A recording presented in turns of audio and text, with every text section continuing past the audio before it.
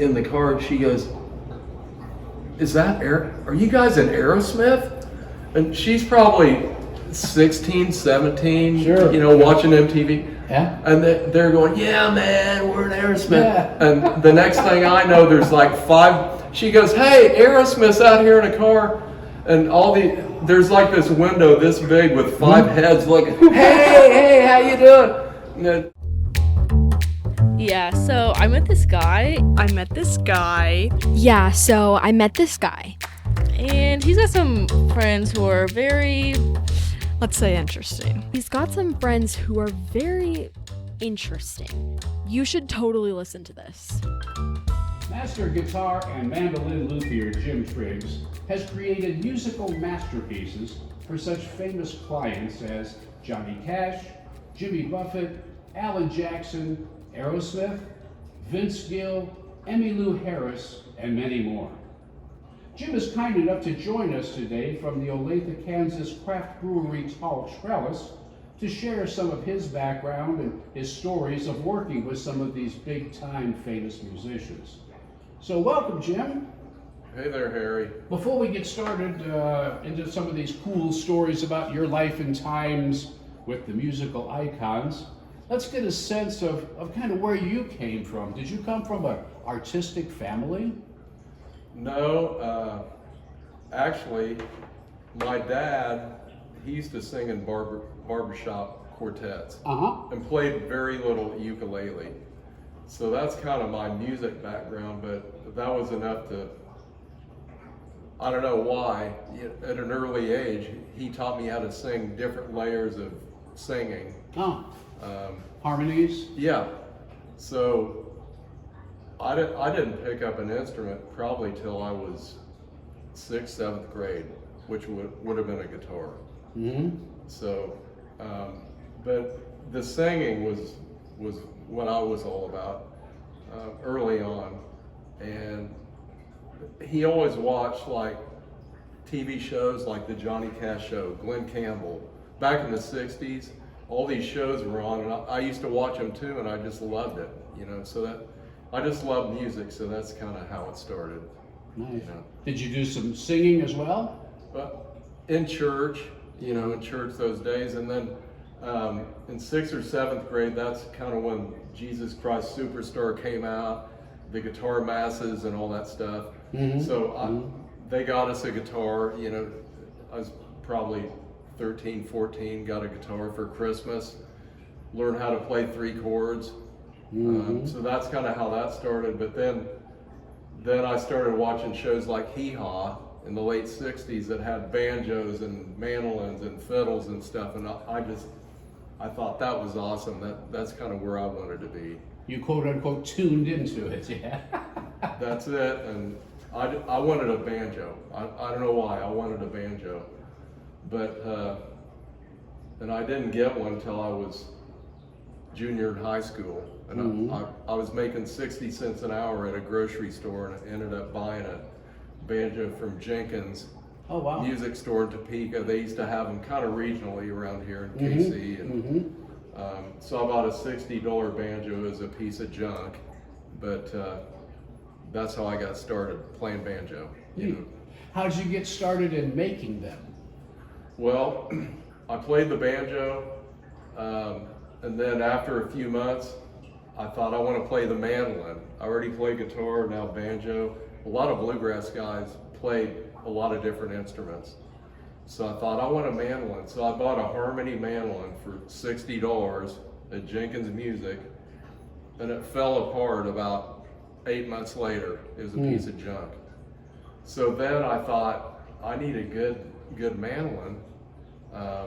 So this mandolin is a copy of a Gibson F5 that they made in the 20s.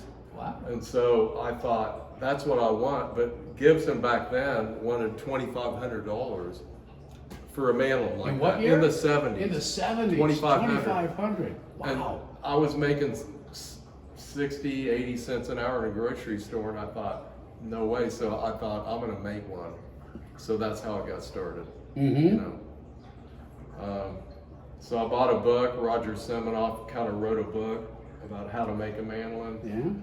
And it took me about 2 years to make the first one because I didn't know what I was doing. I'm using tools like a jigsaw and a drill out in the driveway at my parents' house.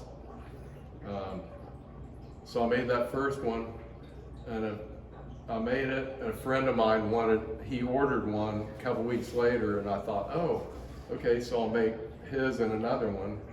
So I made two, and I sold one to my friend. The third one I sold 2 weeks later, and I thought, oh, hey, there might be something here. So at first it started out as a hobby. Yeah, yeah. And now it's 50 years later, you know. Mm-hmm. So it's still a hobby. I love doing it. It's fun. Yeah, I hear you. I hear you. So what all instruments have you made over the years? Everything. I started out, actually, I made a couple violins early on, and a good friend of mine, Byron Berline, who is like a world-class fiddle player, I'll say fiddle. He played with the Rolling Stones, the Eagles, the Byrds. He was an LA session fiddle guy. And I made a couple fiddles. He goes, stick to mandolins. You know, as a friend, he goes, stick to mandolins. So I did, and that turned out to be the best advice I ever got. Did you ever make a banjo? I made a couple. I was involved with banjos at Gibson, but the only banjo I've actually made is the one that I have when I left Gibson. Which was in '92, so it's 25 years old, and I still have it. That's like my favorite banjo. So who was your first big name customer? Probably Byron Berline, the guy that because I met him probably in '73 or '74 at the Walnut Valley Festival down near Wichita. And he was there. He was in a band called Country Gazette, and I met him, and we jammed one night. I was playing banjo, he's playing fiddle, and we kind of hit it off. So the next year I built him a mandolin and gave it to him, and he just opened so many doors for me. A few years later we moved to California, and that's where he was an LA studio musician. So he introduced me to John Jorgensen, all these LA people, Chris Hillman. So he was the first probably bluegrass person. Probably when I went to Gibson, Johnny Cash was probably the first. So that's what I was going to ask you about next. So then the Gibson Guitar Company kind of snatched you up and reached out to you, and they wanted you to head up their custom shop and do their artist relations, or all at the same time, or what? How'd that go? That started out, we were living in California, Marianne and Ryan and I, and they had a Gibson bluegrass band back then in '86. So I'm at a festival, and the mandolin player, Charlie Darrington, who fixed Bill Monroe's mandolin, he came to my booth and he goes, hey, we're looking for a guy to run our mandolin division. He goes, I love your stuff, because I had a little booth, a few mandolins there, selling them at a small festival. And so they pretty much hired me on the spot. They flew me back a couple weeks later. Do you want the job? And I go, are you kidding me? You know, always wanted to move to Nashville, you know? So we moved there in October of '96. And prior to that, I'd met Marty Stewart and Vince Gill and a few, because a lot of these guys were bluegrassers. And so I'd met them at different venues and festivals. And I told Marty, I'm moving to Nashville. He goes, let me know when you get there. So I told him, I landed in Nashville, and he goes, okay, I'm gonna start sending people in. First one was Johnny Cash, Waylon, Emmy Lou Harris. I was like, are you kidding me? You know, all these people I'd seen on TV shows were coming into me to work on their guitars, to build their guitars. So that was like Chet Atkins. I mean, I think in the first week I had to work on Chet Atkins' private guitar, a Gibson, and I was scared to death. I was going to say, yeah, No, I that's mean, probably like, oh my God. but I Don't fixed, drop the baby. But I fixed it for him, and then he's taken me out to lunch the next week. Chet Atkins, you know. So I was like at the right place at the right time. You know, that's Well, with the right skills and the right talents. Yeah. Mm-hmm. so. I've just been lucky over the years, you know, to meet so many good people. But these artist people, Jimmy Buffett, all of them, guys like me that build guitars is like they're going to the candy store. Mm-hmm. You know what I mean? Yeah. They like guitar builders because you can get a Factory Martin and a Gibson and Paul Reed Smith and all this stuff, but if you can find a guy like me out there that can, you know, make a neck exactly how you want it. Mm-hmm. Or Jimmy, he used to play 9-pound guitars, and so he's little. Jimmy was little, and he was in a car wreck, so he couldn't stand for 2.5 hours at a show. So he had a Telecaster that weighed 10 pounds, and I go, I can make one that weighs 5. So I made one, and he ordered 2 more. Wow. No, and so I started making them. I think I made him 10 guitars, but I was taking these factory guitars that he was playing and making them weigh all 40 to 50% lighter, and But still had the sustain and everything. Yeah. and the sound. Wow. So that's, and some of these guys, Brad Whitford and Aerosmith, same thing. A lot of the vintage tellies of the 50s weighed 7-8 pounds. Mine weigh 5. You know, you got to find the right wood and do the right mojo and get them, and they sound better too. The lighter they are.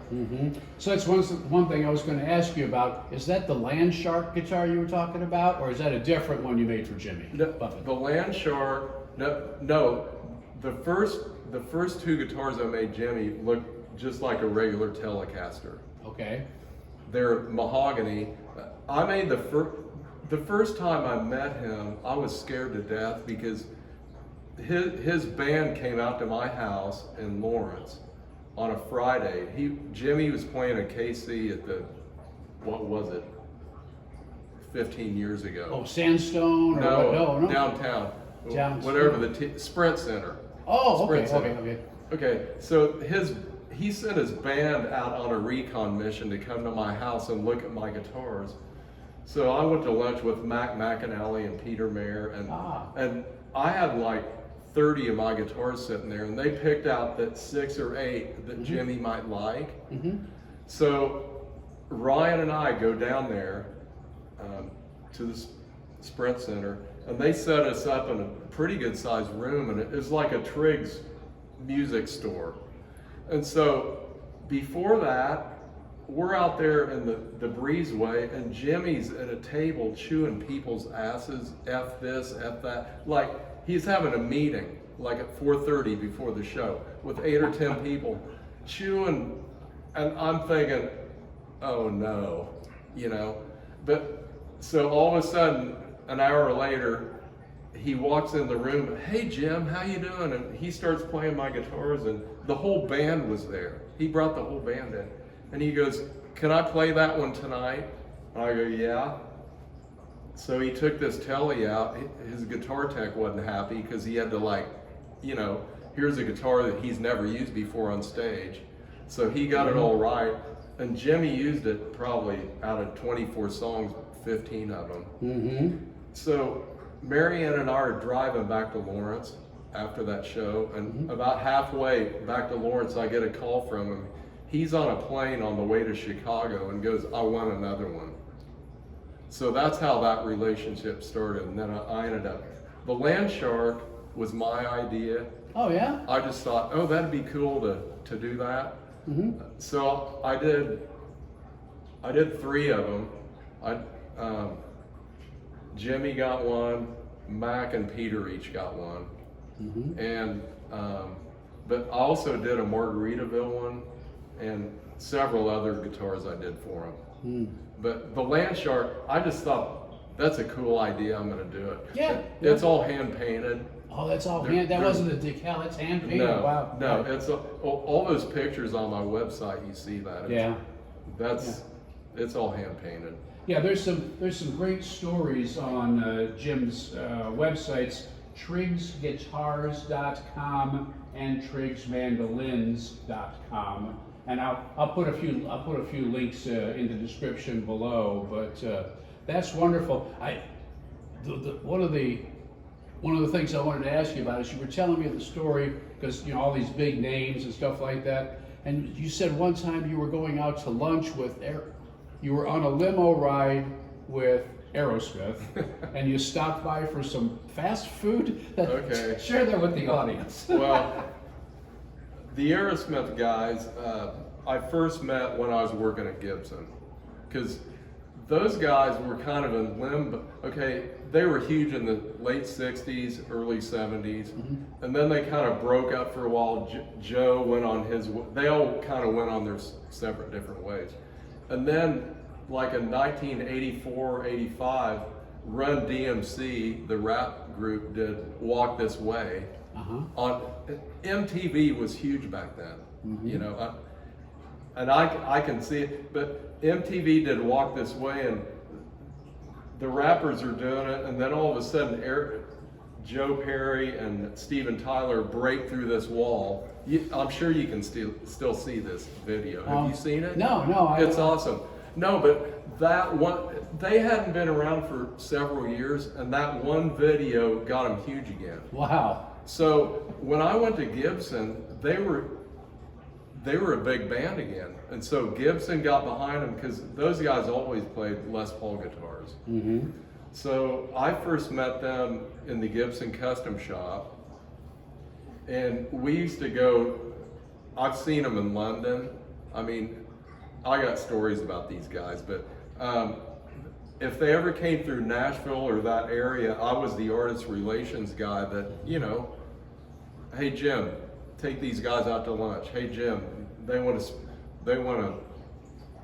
here on Thursday, figure out something for them to do, that kind of thing. Entertain them. Yeah, so I took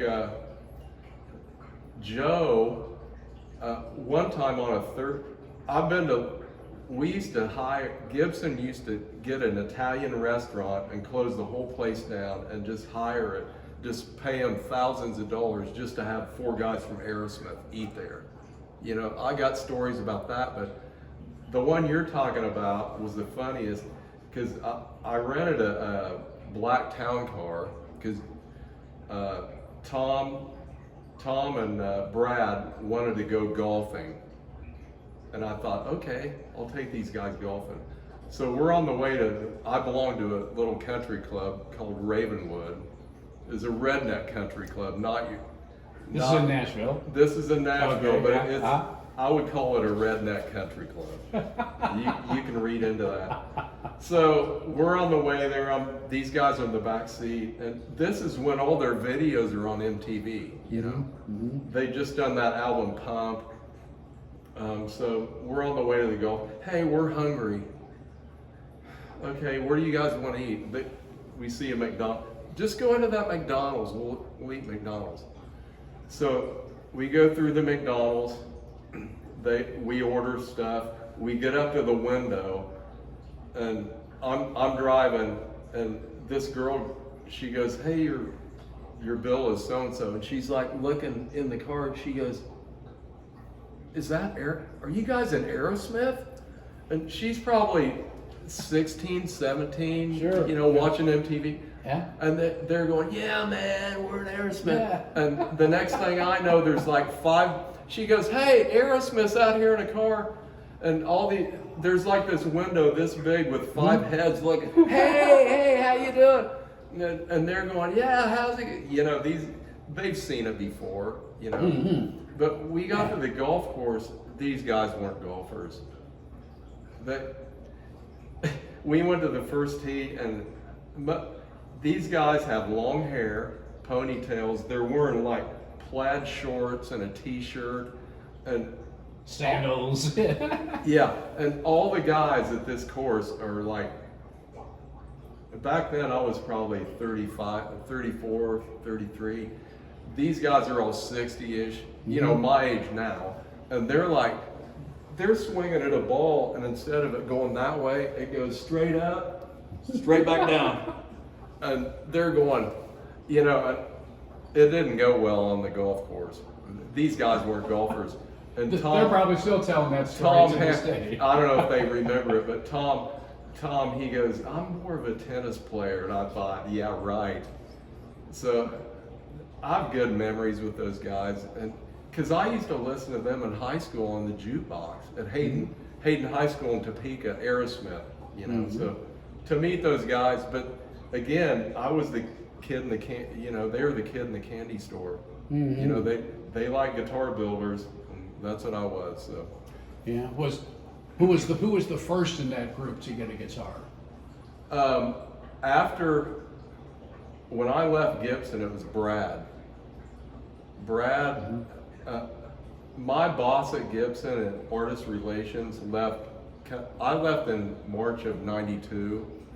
He left soon after that, and you know, I still had a relationship with those guys. And so Kevin Walsh, probably a month or I started making Telecasters again for the artists in Nashville, the session artists.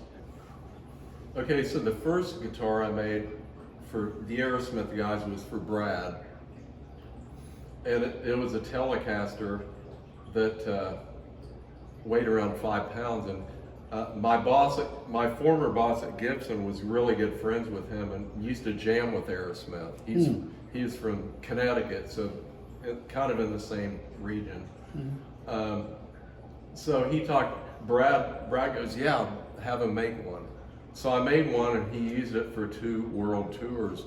And probably in about 95 or 6, I was at a trade show in Dallas watching, I think, Saturday Night Live one night, and there they were, Aerosmith. You know, just turned it on after being at a guitar show all day long at 11 o'clock at night, and there Brad was playing it. The funny thing about that guitar is he never let Joe play it. Joe always, you know, Brad's bragging about this Telecaster that weighs 5 pounds, and Joe wanted to play it. He never let him play it. So a couple years later, I made Joe, it's kind of like a little 335, sparkle top, silver sparkle. I'd never made one before, and gave it to him a couple years later when they played here in KC. So, I mean, most of those guys, I used to see them a lot when I was at Gibson, you know, just in London and New York, Nashville, Alabama, but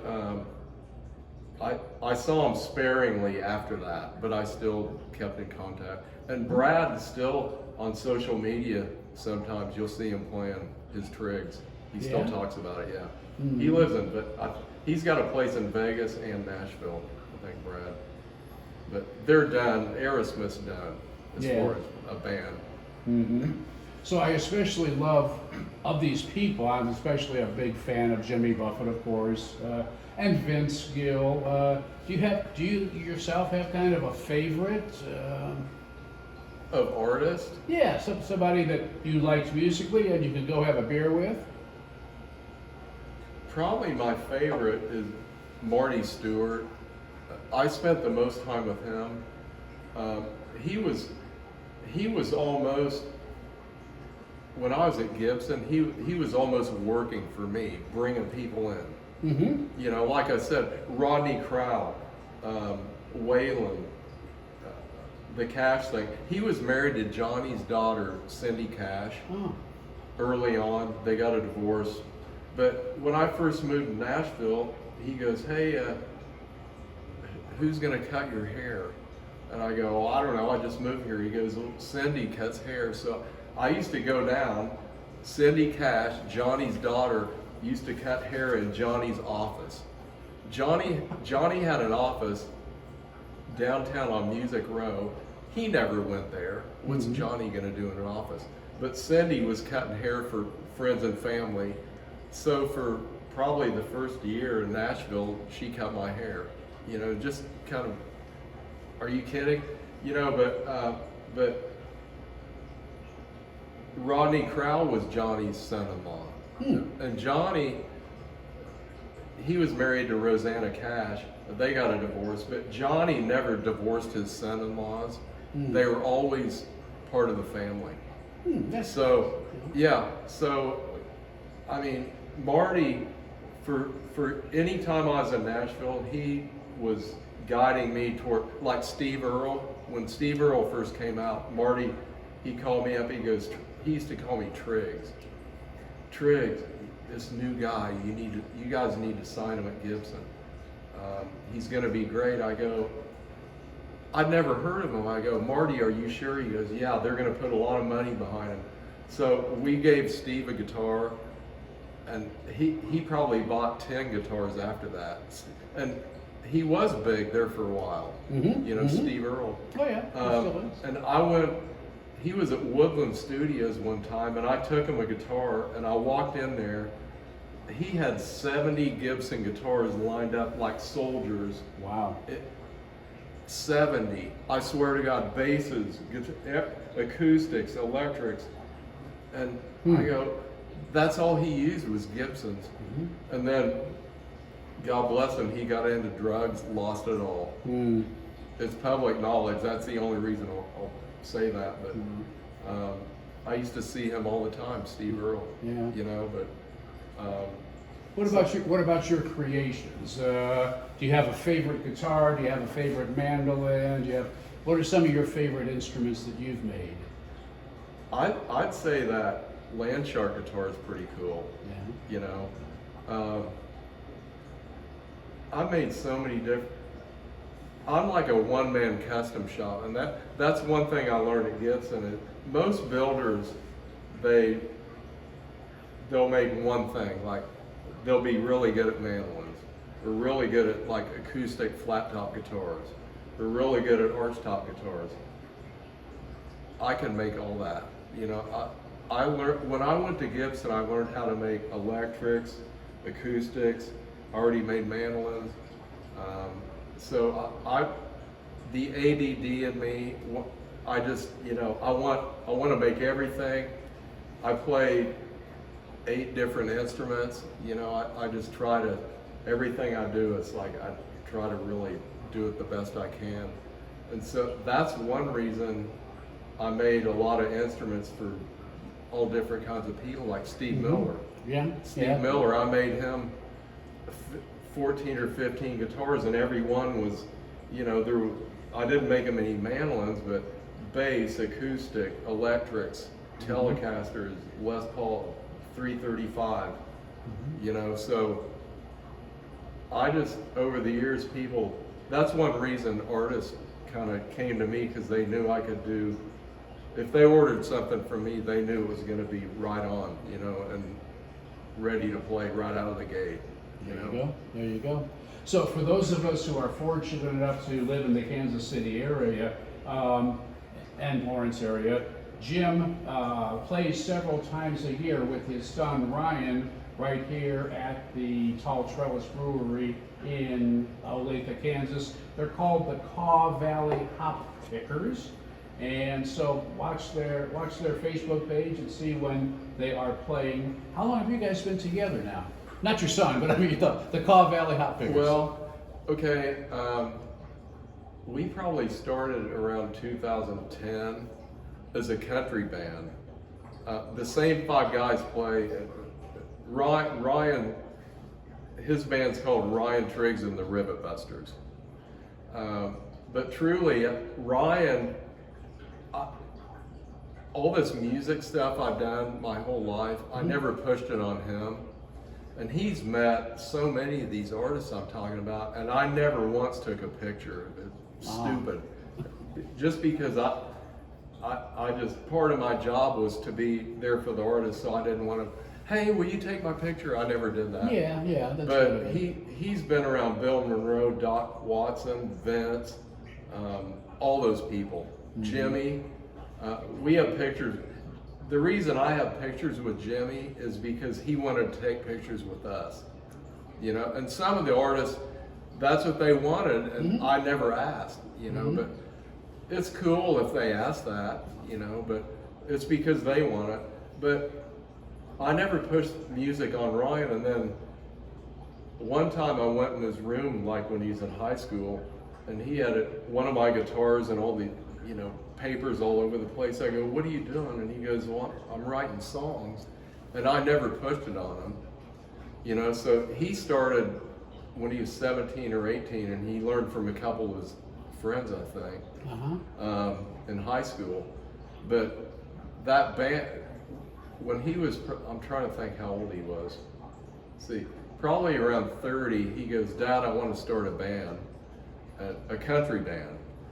And I got Nick Feitner, his brother-in-law, drummer, and Dustin Gill, guitar player, he's here all the time, and he's in our bluegrass band. And he goes, "But I need a bass player. Can you play bass?" And I'd never played bass before. So I go, "I'll learn it." So I learned it in an afternoon. Bass for country is not difficult. So I learned how to play, and so we played about 6 months, and then ended up finding Dan Perez, our real bass player. So that band, the Rivet Busters and the Hop Pickers, same 5 guys has been together probably since 2010-ish. Okay, 15 You years. know, it's funny that the same 5 guys can either play bluegrass or red dirt and rock, you know, so that doesn't happen very often. No, The key is Nick's a drummer, you know, he can play drums or dobro in the bluegrass band. So, Oh, I got you. so I got that's you. how that works out. And you play either fiddle or mandolin or? Okay, and I play fiddle and banjo in the bluegrass band, and then in the country band I'll play fiddle and lap steel. Some lap steel that kind of is like faux steel guitar. Yeah. So yeah. I try to do a little of that, you know. So Yeah. it's fun. Yeah.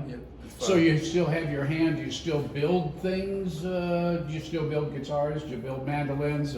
Mostly, I quit.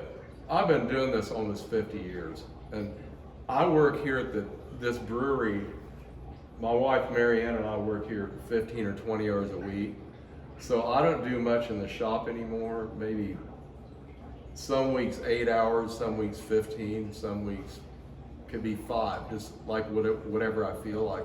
But I quit taking orders for instruments 3 or 4 years ago, and I'm making a few mandolins a year now, just because I like going out there in the shop. But a lot of times I'll build bluebird houses, spoons, you know. Just I got all this stuff out there in this woods, so I just still go out there a few hours a week. Jim's kind enough to bring one of his latest creations. It's a mandolin fashioned after a. Well, I'll let him tell you about it. But give us an idea. How long does it take to make something like that? And give us a little song.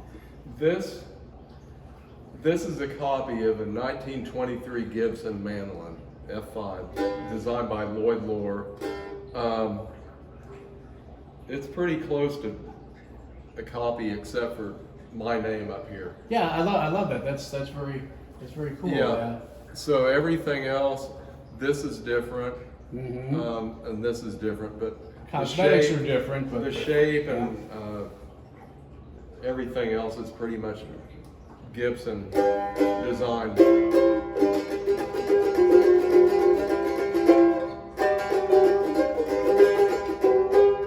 But this is what I started out making, and I told some of the guys in Buffett's band 15 years ago said, "Jim, what are you going to do when you retire?" And I said, "I'm going to make instruments for my friends and just give them away." And I've done that, you know. I'm on the board of a festival down in Oklahoma, and I've donated a mandolin to them for 28 years. $100,000 with the Mandolins, and I'm on the board, and I'm still doing it. And it goes to It's a scholarship kingly gift, funds, yeah. scholarship funds for kids. You know, I'm trying to pass stuff on. Sure. You know, to the Yeah. when I was in Topeka, there was not one person that could show me anything. When I was playing banjo, I found a guy named Howard Heim that was the banjo teacher for Topeka, Kansas. So I'd been playing a couple months, and I went over to him and took 2 lessons, and he goes, I can't teach you anything. I should be taking lessons from you. You know, because I was practicing 6, 8. When I started, I was practicing hours and hours a day, a week. Yeah. And I got so good so fast that the other local people weren't ready for that. But so I don't know. I was born to do what I'm doing. You know, just something fun. Love doing what I'm doing. Yeah. So I always ask all of my guests a few questions like, what is your favorite, do you have a favorite food? well, that would be meatloaf. I love a Okay. good meatloaf. Mary Ann's recipe or your No, recipe? my mom made it, and I kind of make it, but I love Cracker Barrel meatloaf.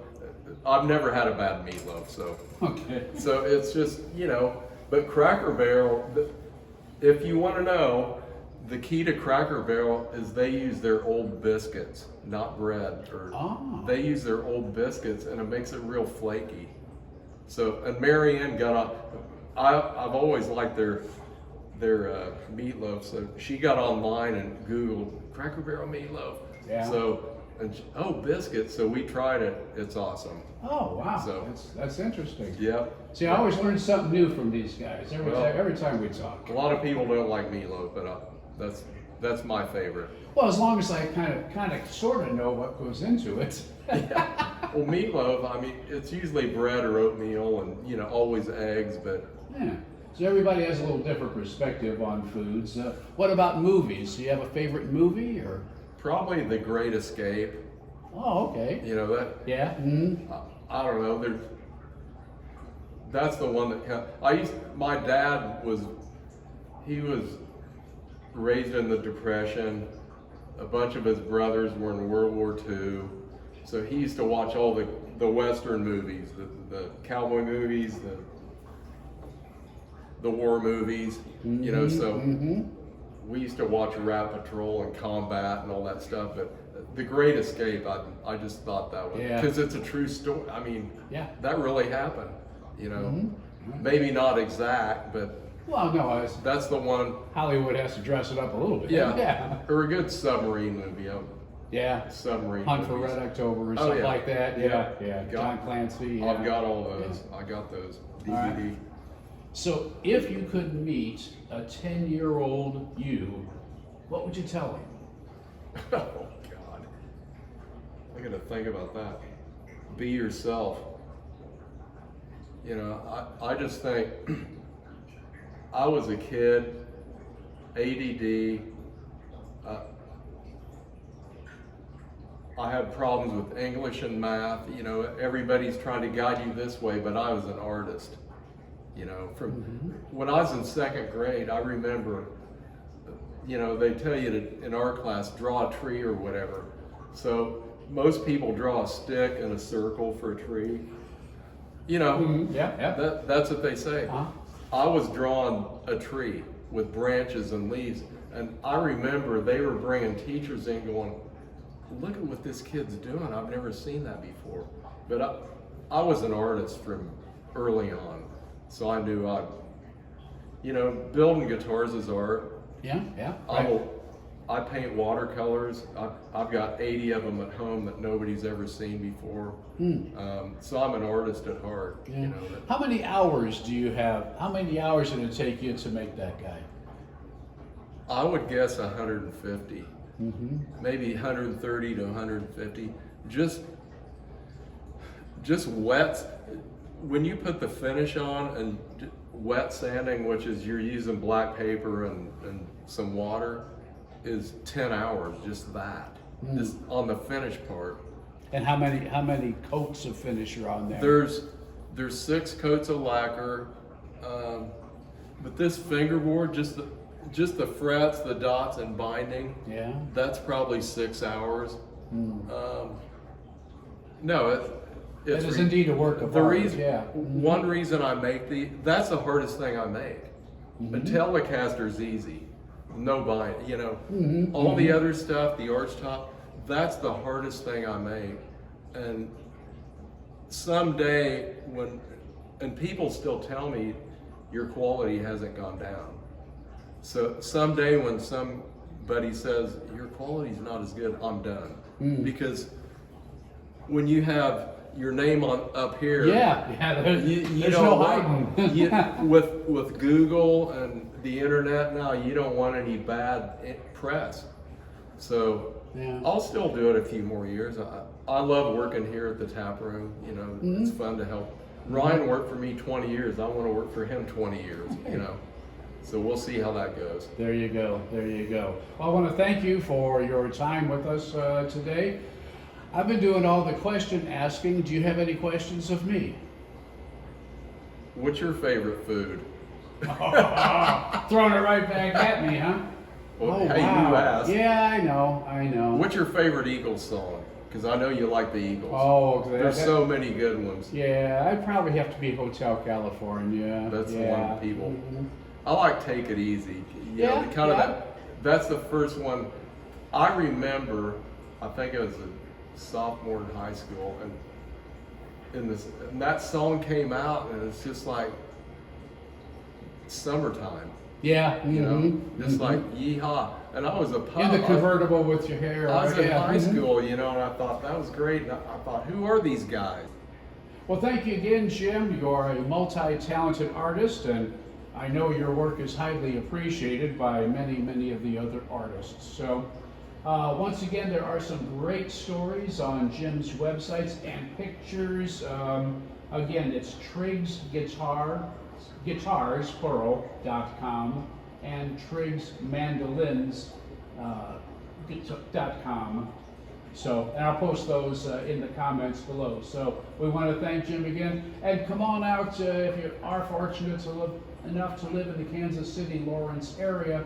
Come on out to Tall Trellis sometime, and you see Jim behind the bar or in front of the bar, say hello. Yeah, I usually work Tuesdays and Fridays. Thanks, Harry. My pleasure, sir. Thank you. Thank you. Hey, thanks for listening to Interesting People I Know. If you know somebody that I need to get to know, please shoot me an email at harryreedacoustic@gmail.com. And thanks.